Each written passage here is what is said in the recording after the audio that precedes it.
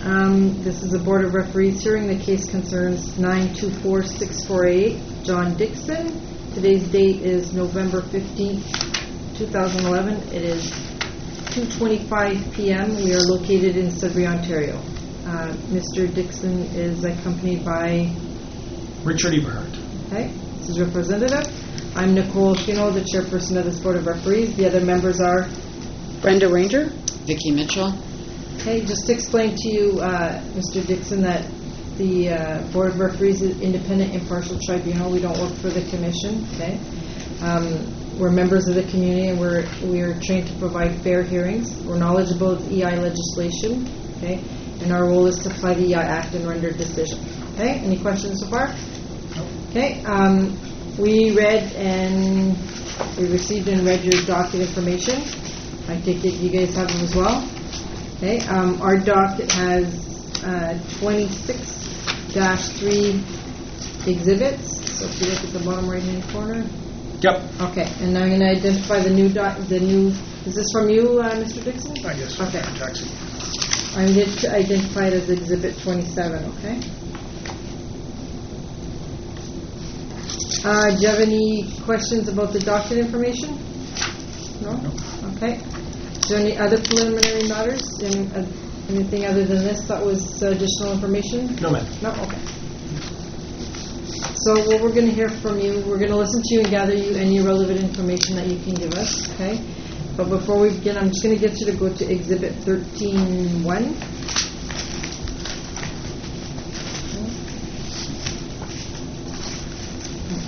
The commission's position. Yeah. Okay. Issue 1. The issue that we're in front of us today is whether or not the claimant lost his employment by reason of his own misconduct pursuant to Sections 29 and 30 of the Employment Insurance Act. Okay? So that's what we're here for today, is to discuss your misconduct. Okay? All right. So you can begin. Well, I'll start, and then I'll Okay. turn it over to John to kind of tell a story. I'm actually kind of surprised that this rarely am I. First of all, thanks to the board for hearing this one so quickly. It was withdrawn, it was put off, there's politics involved, it's nonsense, but we're all here now, so sorry. John is, as a cab driver, has, I probably believe even more than most of his colleagues, learned his rights under the Employment Standards Act, Ontario, Labour Relations Act, and it probably knows more than most how to make those rights known. We're going to be talking a little bit about that. The reality is there was a union drive going on. It was recognized both by the claimant and by the employer. That fact that it played a role in why we're here today is John's claim, and the employer denies it completely. So there's truth. There's truth on one side or the other there, and I think that it'd be good for the board to read between these lines and determine what role that had to play in all of this. The other aspect that I hope we get to talk about today is sort of the arbitrary or the hearsay nature of the evidence provided by the employer, as well as the context in which the comments really that justified John's misconduct ruling were made, which was not in an employee context, which was not at work, which was not on the clock, which was the equivalent of me going out and I've done this, don't tell Glenn, and complained on occasion about my own boss. That calling that a misconduct is an extremely difficult ruling, at least for me, by the commission to ignore, to look at the claim of what was said and ignore the context in which it's said is a dangerous thing. So I think with that framing, John, do you want to sort of tell us, take it from there? Like basically that one misconduct, that was basically hearsay that I heard from two drivers, and that was when I was already off work. They were already bringing me home, so technically off work, I'm not even working. It was from a broker from City Taxi, which he was under Sudbury Taxi, and he just told me a little detail about it. about what happened. Like, I didn't really believe it all. Just to be clear, you're talking about the rumors that you had then communicated with your coworkers. Yes. Off work. You also heard those as rumors off work. Yes. But let's start more broadly. Okay, so you worked at City Taxi. You were there for, just tell us more broadly, tell us about the Union Drive, tell us about the environment in which you had conversations like this with your colleagues, and there's two that have been discussed here, but there are probably many more, so yeah. I think it's good for the board to hear that more broadly. Yeah, because back in, like, we just started only just like a couple months ago, that was before I was fired, about what was going on. Like, there was even one driver who was even threatening the office. They were telling him off, and he eventually got on board, and that's when we started doing getting involved with the union, because the hours drivers are putting in, like, I did 40 hours a week, sometimes more, and they were in violation. Like, under the one ruling with the Minister of Labor, my minimum wage was supposed to be $379.77 with after the deductions. But a lot of times I was getting $300 a week paycheck, $200, and that's not adding up. And I know drivers who are in 60, 75 hours a week, and they're not getting much more than I am getting. And they're putting a lot of hours in. Like, I was only doing 8 hours a day, sometimes 9, 10 at the very most. But I know drivers who do 12, 13, 15. There's one driver that was on for 19 hours, which and again, their MTO law, that's kind of dangerous. How many drivers would you say there were working for City Taxi when this all happened? I understand. They never give the employee list, but just a ballpark. I think close to 40. So about 40 drivers. Yeah.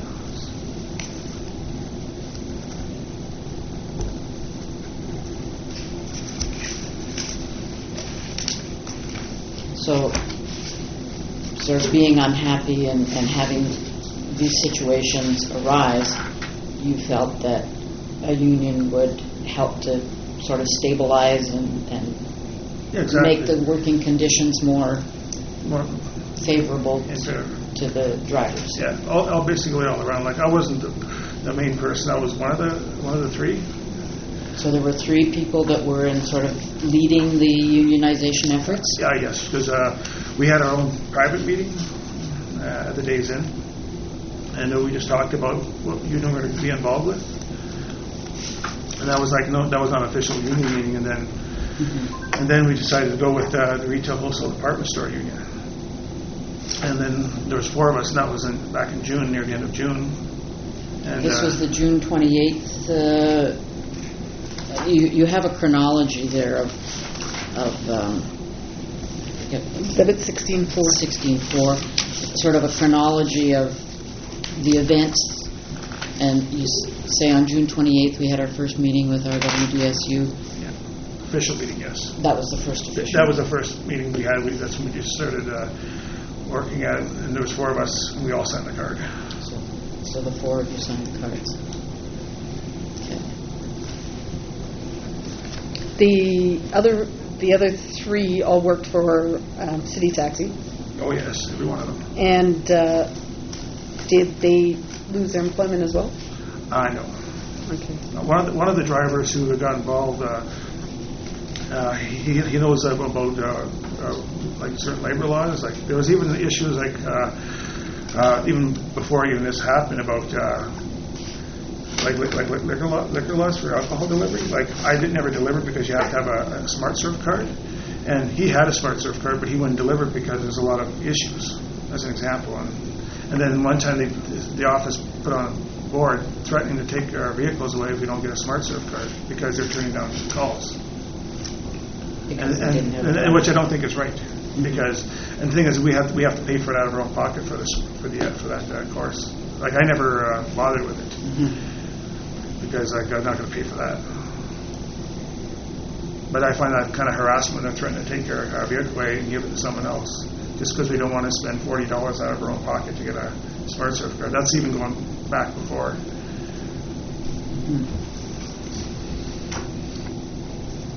So, this meeting on June 28th, the four of you were there. Yes. Then you say on July 1st, 2nd, and 3rd you took your holidays. Yes, because I was off on Thursday, and then I was in LA Lake. Okay. So I'm just trying to get the dates here. Sure. The 29th and 30th of June, were you working? Yes. Okay, so you were working regularly on those 2 days. Yes. Okay. And any comments from the management on those 2 days, or? I know nothing. Okay. And then you had your holidays, and then they called you in on July the 4th. Yes. Called into the office and fired on the spot. And I was already working 2 hours into my shift. Into your shift. And did they give you any reason at that particular point in time why you were, what did they say to you? Basically, I got called to the office, and they were saying I was saying a lot of bad comments about the company, and then but the owner, John Desjardins, is saying, he said the part that really bothered him was saying that I accused him of killing his wife, and I said I did not accuse him. I just said I was only repeating what 2 cab drivers said, and I said I don't believe that. And he just let me go on the spot, and I was like, and then I told him, like, this is like a setup that you're trying to do with me about the union. He wouldn't even look me in the eye, and then he offers me a ride home after, which I refused. I walked out.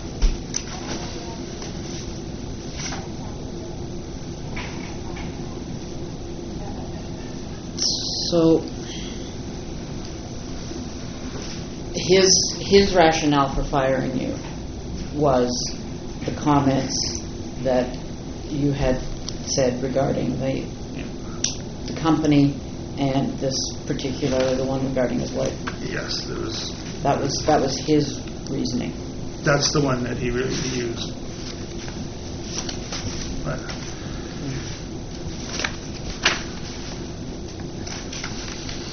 Well, obviously, it's a shocking comment. Mm-hmm. It's quite a thing to be talking about. It's not really privy to it's not really part of the comment.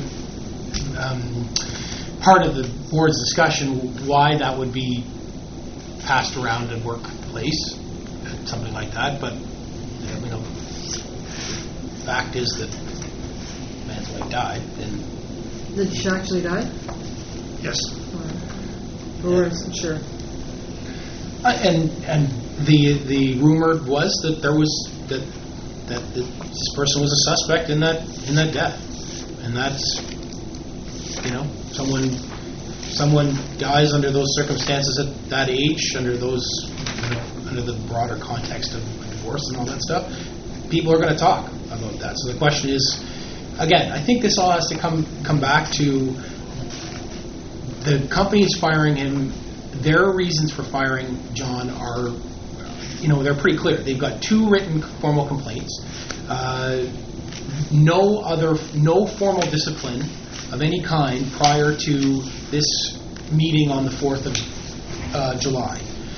They've got a written complaint in September. They've got a written complaint in September 2010. They've got a written complaint, but these are complaints coming from coworkers to management. That's not discipline. That's not suspension. That's not probation. That's not any kind of intervention in John's work. Going from some claim that something was said in a car between 2 people on a ride home after work is not grounds for misconduct. The fact that the commission accepted it as grounds for misconduct under those circumstances, I'm baffled by it. The reality is that it doesn't matter what he really said. I mean, if you're off work time, you can kind of say within certain boundaries whatever you want. If you're going to commit slander, if you're going to say something that's going to get you charged under the criminal code or under the civil code, that's a different thing. But you've got 2 statements by two people. One that's really bad. Let's Exhibit 6.4. Let's go right to it. At Exhibit 6.4, this is written by the manager's brother. The person that's responding on behalf of the employer is Donna. You're saying that the letter John McKinnon? John McKinnon is the brother of the manager, Donna. Yes. Okay. Yes. So there's context there. Different name? Well, she's under a married name. John McKinnon, Donna Sears. Oh, Donna Sear. Oh, okay. Sorry, I thought you said the owner's brother. No. Okay, sorry. Yeah, no. The person who's responding on behalf of the company, essentially, right? She's the dispatcher, right? No, she's the manager for John, and that's her brother. She even told me specifically that it was one of their witness statements that she specifically said her brother. So, anyways, that puts the comments made there prior, I would say, to this terms and conditions of employment contract being signed. Was there a requirement, like both letters say that they no longer want to drive your drivers home after shift? So I'm assuming because you're a taxi driver, like you got to get home. You're leaving the vehicle, the taxi, someplace else for somebody else to take over for you. So you have to get home. So there was a requirement by the employer that to get you home. Oh yeah, they usually got a ride home. At the time, they weren't charging us for cab rides. But before I was gone, they charged $3, which is no big deal. But with that letter he wrote, he gave me rides home this year. I even tipped the guy too. So the employer was supplying you a ride home. Yeah. And when did they start to charge for it? I think it was beginning of this year, or might have been just before Christmas. 2011. I believe so.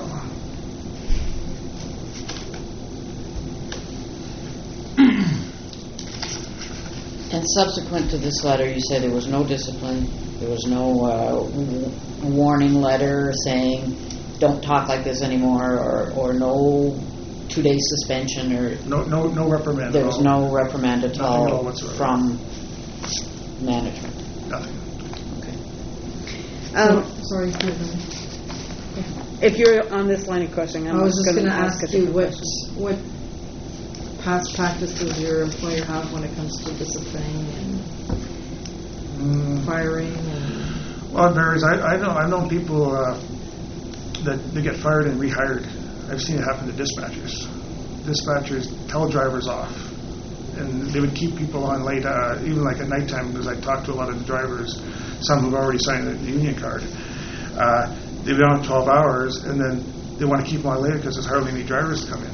But the reason why hardly any drivers came in, like I came in at 8 o'clock because of the hours we put in, and we're not getting paid for our time because it's on commission. So what you're saying is it's inconsistent. Exactly. Discipline is inconsistent. So there was no policy saying the first warning is verbal, the second warning is written, the third warning is there's no policy on discipline. They never said that until they put that letter out back in October. Just the requirements of the Labor Relations Act, right, which give you certain requirements for, how you can discipline and dismiss your employees, right? Which obviously they use on occasion. There is a policy. They didn't include it. You alluded to the policy in your beginning statement, when you first applied, and said that you were aware of the policy and that you'd signed the policy or whatever.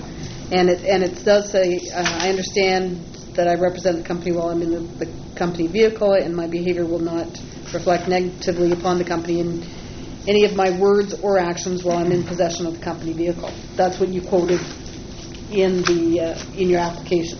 Yes. as the reason for the dismissal, right? I'm interested to ask, because in the employee dismissal notice, he talks about people not wanting to drive you home, and then he says you told one driver that he held the recent staff barbecue to pretend that John was a nice guy, but he's just an asshole to his drivers, and that you also heard that he killed his wife. This is slander and grounds for dismissal. So it sounds, and his last line says, slander will not be tolerated and is grounds for immediate dismissal. So it sounds like on this document that he's saying the slander is what caused the dismissal in this document, at least. Not the fact that you weren't, like the other people didn't want to drive you around or whatever. It was the slander. Was that the tone, like when you met with them? Was that what came out of it as well? Is that what you came away from that meeting?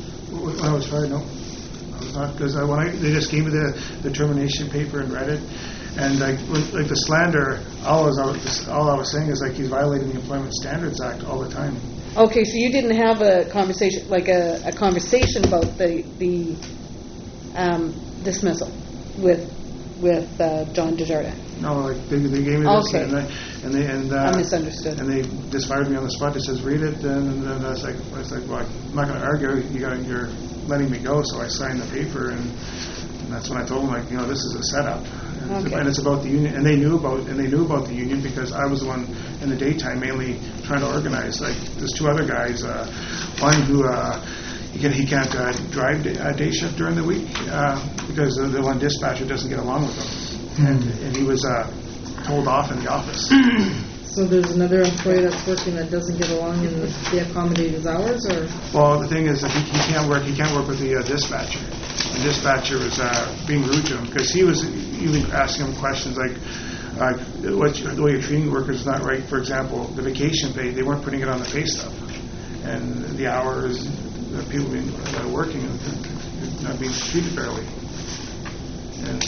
and like he was in there and he got told off by the dispatcher. Was the company obviously was aware that there was a unionizing process going on? Did they know who was leading it? That I do not know, but they actually they did. It was like Aldo was the first guy who started it, and because I wanted to have a union, and then he decided to go on board because he's got a lot of experience in running business. He used to run hotels and bars. So, and he's got a lot of experience, like over 30 years in running businesses.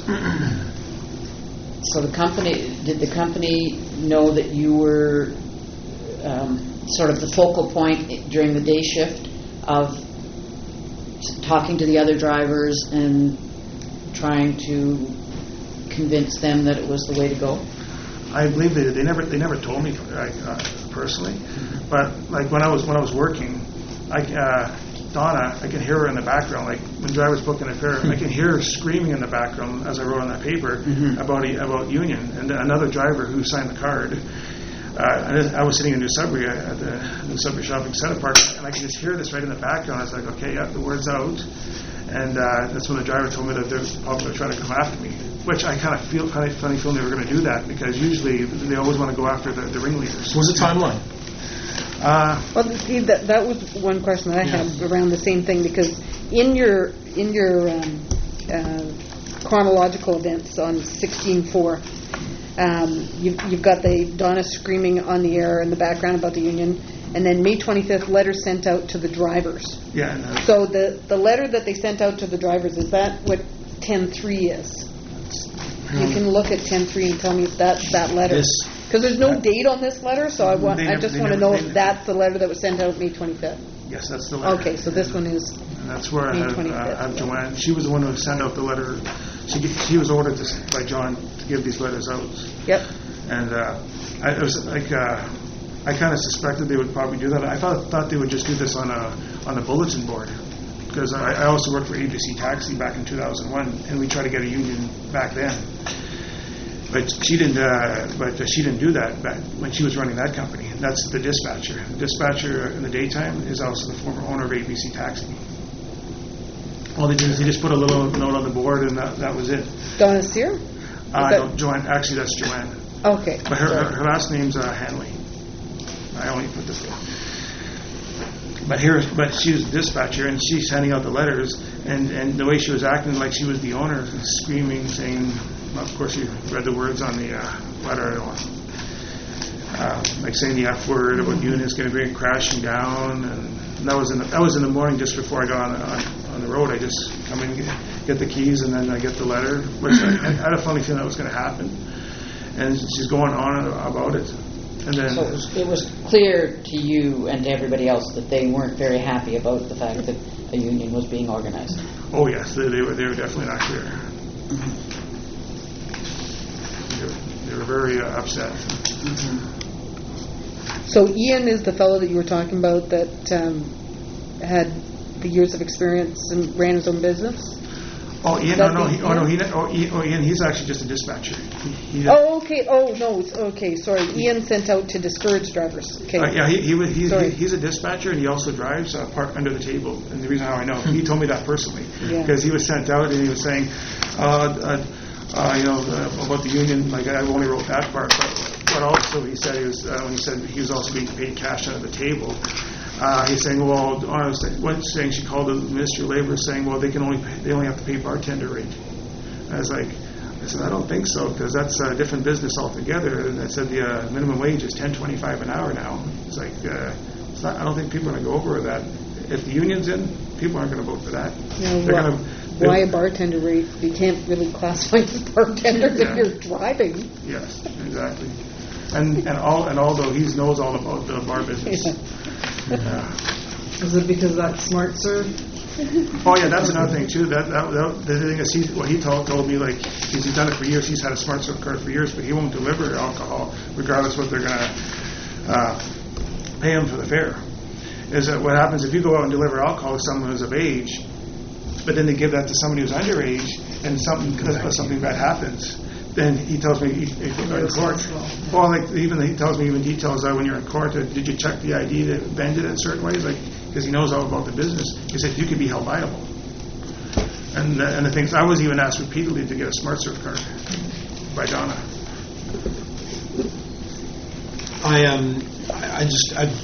There's a few things here. I mean, I think that we're going to start coming into the heart of this, and it's determining whether or not there was misconduct.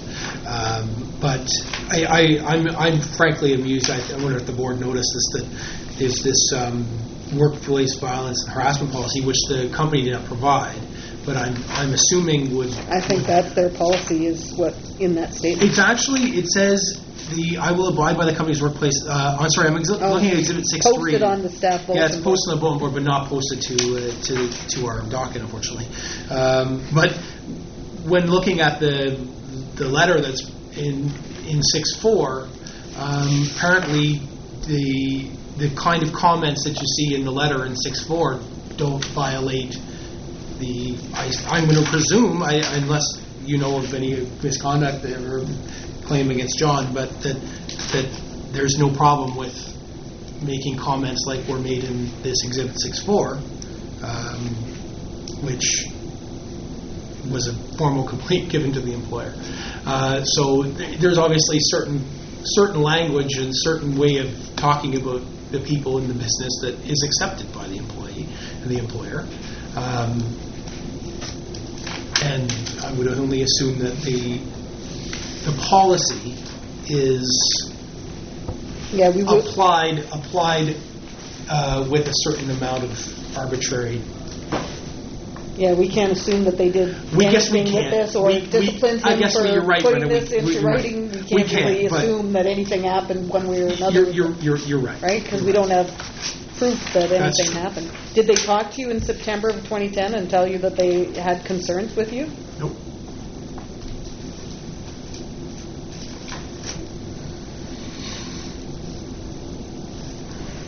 So, I mean, to me, this really comes in the union stuff. All of that provides context. Obviously, we know that the employers were aware. We know that they were aware that John was involved. Obviously, there were discussions. There were lots of discussions that were taking place between the people that were involved in getting cards signed and the drivers. In page 12.2, in the second paragraph, on previous times, of driving Mr. Dickson, he would always go on about unionizing. So obviously there was ongoing discussions that were being had between John, the other drivers that were pushing for a union, and the pool of some 40-odd other colleagues that were also driving to try to get them to sign cards. So the concept that that's not going to get back to management is a little bit difficult to imagine. So obviously they knew that there was a union drive going on. We can assume that they knew who was involved with it. And the question is whether or not, when John passed, said that that he had heard that his employer was a suspect in the death of his wife, whether or not he committed misconduct in those cases. When did his wife pass on? I know it was before 2009.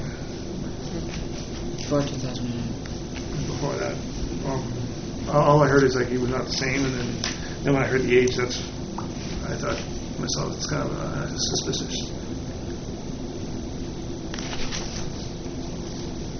But like I said, I was only repeating what the two drivers were telling me. But in context, right? I mean, you're in discussion with colleagues. Yes.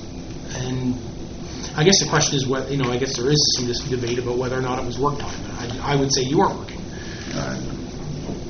One of the guys who was with Subway Taxi, I was talking to my wife. He was telling me about the laundromat. When would Mr. Desjardins have heard that you were making the comments? Like, was it 2 weeks before you were fired, or months before you were fired, or the day you were fired, or? I was not before. He only told me the day I was fired. He told you, okay, that he had heard that you were making these comments and it's slander and therefore you're fired. So, yeah, when did you make the comments? Months way back, way back before just everyone talked about it. Okay, so the whole rumor discussion happened long before you were fired. Oh yeah, it was long before. Like I was talking to those two drivers. They're no longer working for the company because they were brokers, and even a customer of mine who was actually a personal friend of his wife. Mm-hmm. I just said he was not the same because she passed away, and then she went on in detail. Okay, so he would have been aware of these rumors going around considerably before the day you were fired. Oh yeah, probably even before I was even hired. Okay. Because I heard about it when I started back in 2009. And that's when I first heard about it. Okay. And it was still being discussed 2 years later? Just off and on. A lot of people talked about it. Different drivers. Like a lot of people did. Like the guy from Subway Taxi who I talked to at the laundromat. He used to rent off of John. He had his own plate, and he ended up ripping him off, like overcharging him. And like I said, and then he was talking about divorce, and he's like, and all of a sudden she winds up gone, dead. And so he thought that was kind of suspicious. Okay, I'm just trying to relate the time frame of the comments being made and management, John particularly, hearing about it and the firing. Okay. In the statement from Mark LaValle on 12/2, he talks about Mr. Dickson then went on about a fare who was complaining about a broken seatbelt on his child's seat in number 24. Mr. Dickson said he advised the fare to go on Facebook and complain about the company. Did that actually happen? Well, I never knew even how to Facebook. Like, I don't even know how to get on Facebook myself personally. The only reason I heard about Facebook was one of the customers, who's a regular customer, who takes cabs, because City Taxi has two vans that have two child restraint seats. And there was one that I was driving that was broken, and okay, I always write it down so the mechanic will fix it or he'll buy the part. He didn't want to fix it. He didn't want to spend the money for it. So I kept writing it down. Then they even got me to go out to the car dealership on the Kingsway to see if they could get a part.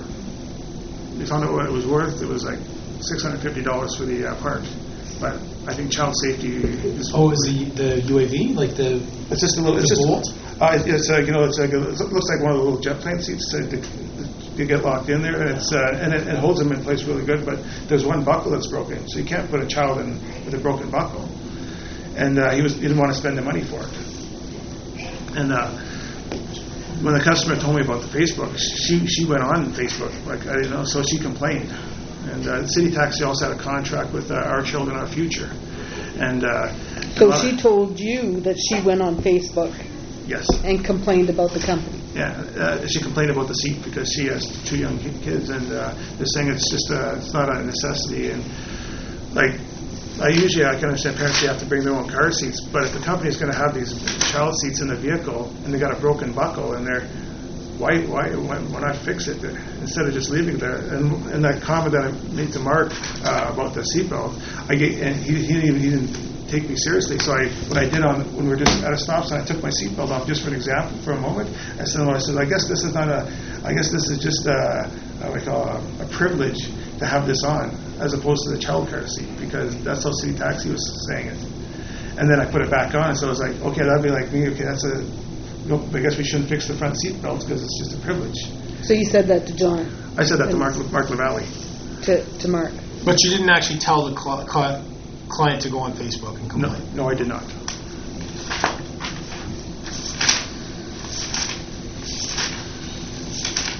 Going back to the June 28th meeting, in your chronology, you say here that Mark LaValle knew that you had about this meeting and that you had signed a card and and then it was immediately or relatively immediately after that he wrote his letter. Yeah, and that's dated July the 4th.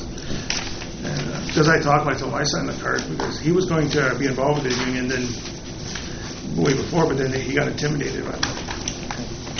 If the employer were here, I would ask them why they didn't include the July 4th letter in their initial submission of letters, but especially because they describe it in their Exhibit 11 as a recent signed statement as of the 12th of August, after the initial firing. They don't mention it, but it's a signed statement, so I guess they're not here to answer for that.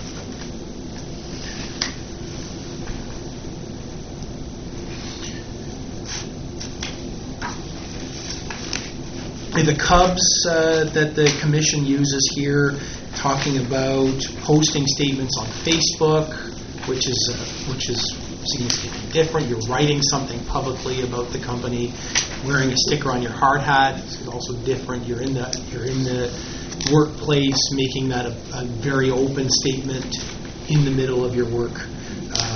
And then, of course, drinking on the job and connecting that to everybody doing it. People sharing workplace discussions and the entire workforce talking about something is a little bit different than everyone drinking on the job. I find the Cubs that are used in this case to be weaker than normal too. I just wanted to point that out.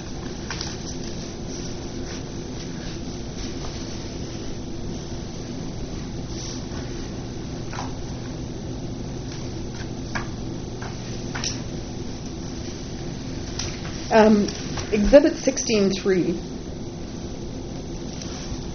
is the 10 ways bosses break the law. I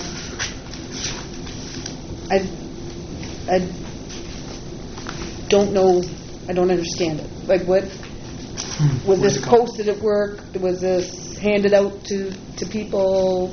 Was this? I don't know. Like, why is this in here? It's an example of what they try to do to intimidate, and they have broken law. Like, for example, intimidating. They've done that. Although was even they even tried intimidating him. Like, he comes into work, and this is already after I'm fired because this union is still going on as we speak. They call him, "Hey, Mr. Union Guy," and the thing is the union rep he gave me some papers. I still gave them out to drivers. Just here you go. Just it's information they need to know about. And you were not on the clock when you were giving these out? Nope. But were they on the clock? Was this document being given out, or did the union give this to you and you just sort of included it in your submission? I'm not clear. Oh, the union gave this to me. So you weren't giving this to your colleagues? No, not when I was working. Yeah. But like I like thing is like if people Not want, when you were working, but were you giving this to colleagues? Yes? not when I was not working, and they accepted it. But you did, even on off hours, were you giving it to your colleagues? That's workers, yes. Yes? Okay. A lot of them Okay. actually I didn't know about it, and some of the rules he did break, like the discipline, the threatening that I know because they already said some remarks, and then and the other one, change working conditions. They did give workers a sudden pay increase, although it was just 1% extra on the commission, and of course, I'm one of the union activists, and I was fired. And I even told a lot of people, I said, they're going to fire everyone. I said, they're not going to do that. They're going to go after the ringleaders. And I said, I know who they're going to go after. They're going to go after me. And that's what they did.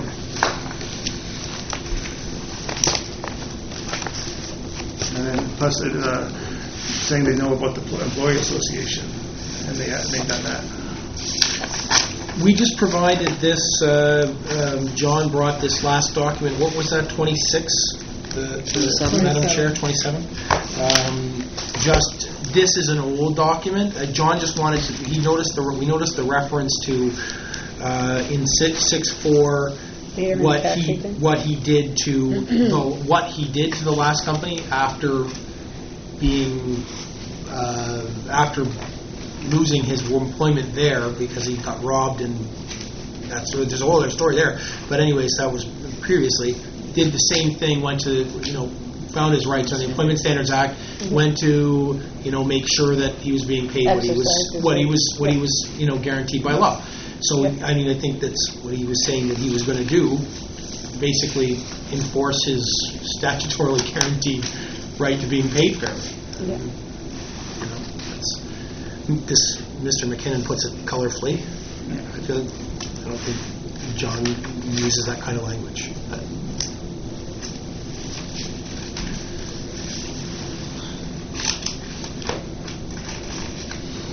And John McKinnon was known for swearing on the job even when he came in there. Like Lots of jobs. Yeah, literally. Lots of jobs. Swearing on the job Oh, is yeah. not in the north.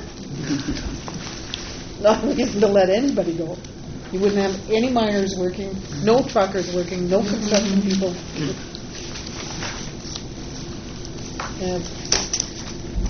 Few of us. Do you have any more questions for them? No, I think I got all my questions answered.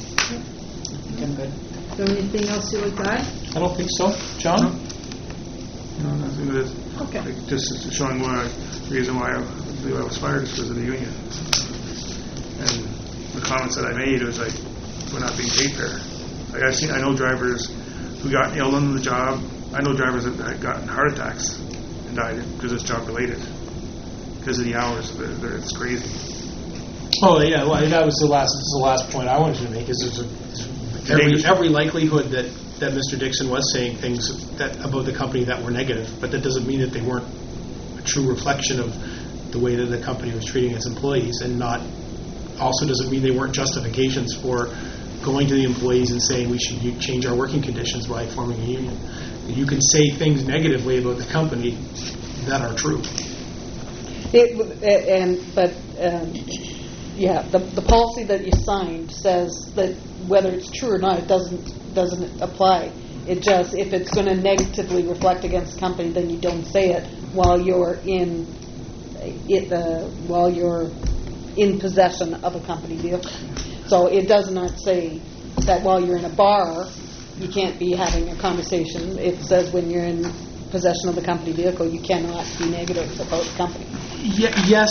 Now, this is an interesting one. I'm not an expert in the Labor Relations Act, but I'm going to be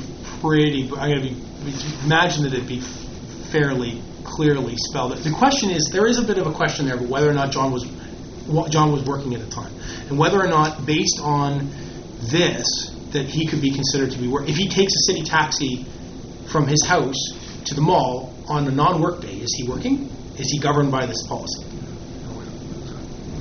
I think that's questionable. And the other question is, after his shift is done, if he happens to be catching a ride back to his house, is he protected by the Labor Relations Act for talking about the union?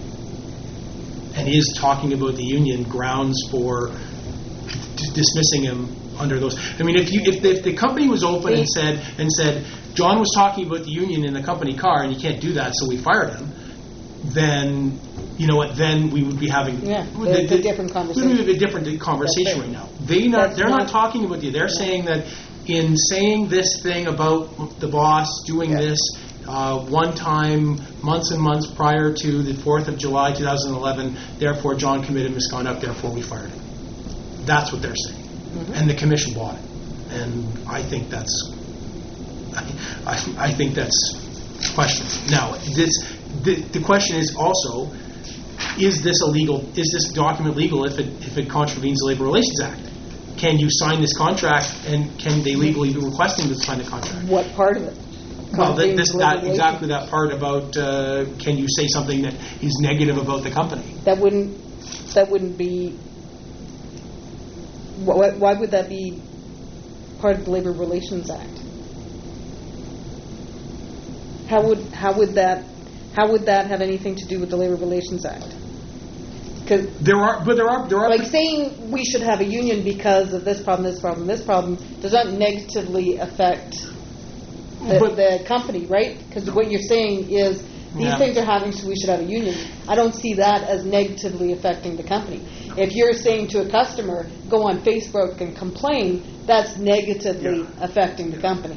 Yeah, that's right. That's clear. But I never told the customer. Exactly. You've said that you haven't done that, and so I wouldn't disagree with that. Yeah. I'm not suggesting that. I'm saying I'm not suggesting. I don't think that that's what they're saying is that you can't discuss union business. It potentially isn't, but you're not gonna also say, hey, this is a great company, we should form a union, right? Like if you're gonna be.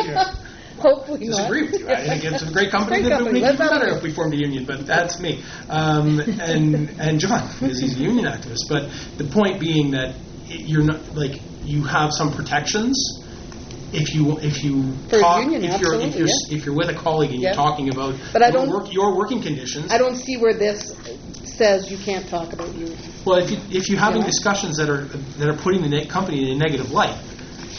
Right, you're not going to. You can't list. You're not going to be.